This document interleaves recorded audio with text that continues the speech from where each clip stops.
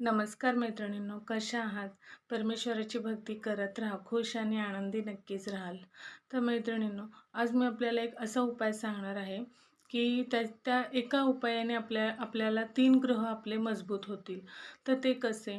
तर मी सांगते, की एक तांब्याचा लोटा घ्यायचा आहे. तांब्याचा आपण अर्घ्य देतो ना भगवंतांना, तो तांब्या.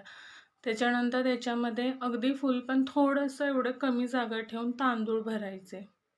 तांदूळ भरल्यानंतर त्याच्यामध्ये पूर्ण तांब्याभर म्हणजे थोडीशी एवढी जागा राहते, तो भरेपर्यंत हळद भरायची आणि त्या तांब्याला बाजूने लाल चंदन मिळतं बघा बाजारात, त्या चंदनाने लेप लावायचा. ओला करून असा गंगाजलमध्ये मिक्स करून लेप लावायचा आणि त्या तांब्याच्या वर असं एवढंसं चौकोनी लाल कापड घ्यायचं नवीन, ते बांधायचं लाल कलाव्याने आणि हे सगळं घेऊन आपण हनुमान मंदिरामध्ये जायचं.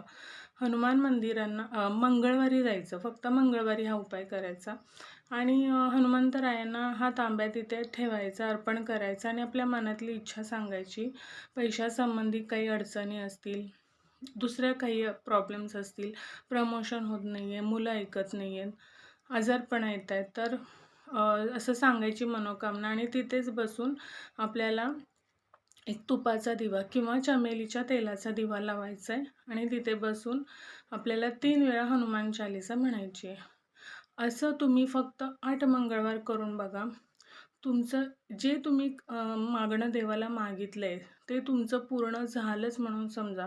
100 ने 101% गॅरंटी आहे याची. कसं काय, तर जो आपण तांब्या घेतला आहे तर तो मंगळ ग्रह त्याच्यामुळे मजबूत होतो. तांदूळ घेतले आहेत त्याच्यामुळे आपला चंद्रग्रह मजबूत होतो आणि हळद घातली आहे त्याच्यामुळे आपला गुरुग्रह मजबूत होतो आणि ह्या 3 ग्रहांचा शुभ परिणाम म्हणजे आपल्या जीवनात सफलता आणि आनंद. तर नक्की करून बघा.